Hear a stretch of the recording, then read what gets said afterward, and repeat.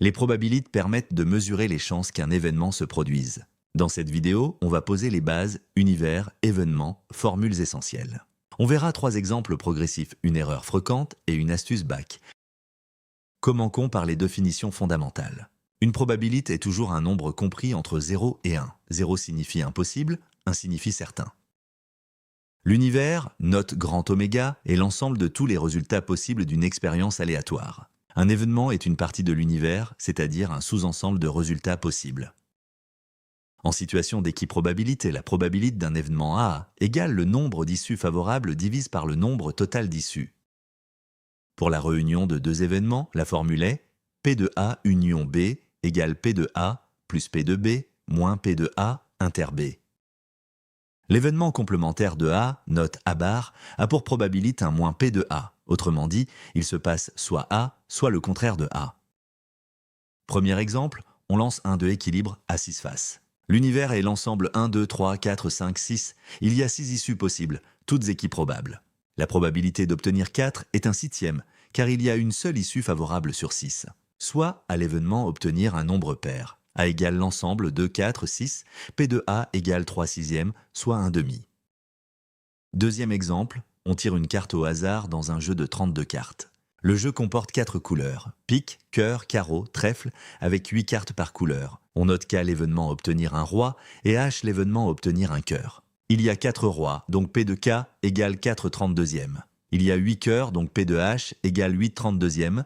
Et il y a un seul roi de cœur, donc P de K inter H égale un 32e.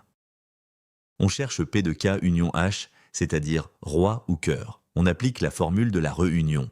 On remplace 4 32e plus 8 32e moins 1 32e. Cela donne 11 32e. Troisième exemple, une urne contient 3 boules rouges et 5 boules bleues. On tire 2 boules successivement sans remettre la première dans l'urne. On veut calculer la probabilité d'obtenir 2 boules rouges. Au premier tirage, il y a 3 boules rouges sur 8 au total, donc la probabilité de tirer une rouge en premier est 3 huitièmes. Si la première boule tirée est rouge, il reste 2 rouges sur 7. La probabilité de tirer une rouge en deuxième, sachant que la première est rouge, est 2 septièmes. On multiplie les deux probabilités, 3 huitièmes fois 2 septièmes égale 6 56e, soit 3 28e. Attention, on multiplie parce qu'on veut que les deux événements se réalisent en même temps. C'est la règle du ET. Attention à l'erreur classique que font beaucoup d'élèves. L'erreur, c'est d'additionner directement P de A et P de B quand les événements ne sont pas incompatibles. Si on oublie de retrancher l'intersection, on compte le roi de cœur 2 fois. Le résultat serait 12 32e au lieu de 11 32e. Il faut toujours retrancher P de A inter B. Voici une astuce très utile pour le bac. Pour calculer la probabilité d'au moins un succès, on passe par le complémentaire. C'est beaucoup plus simple.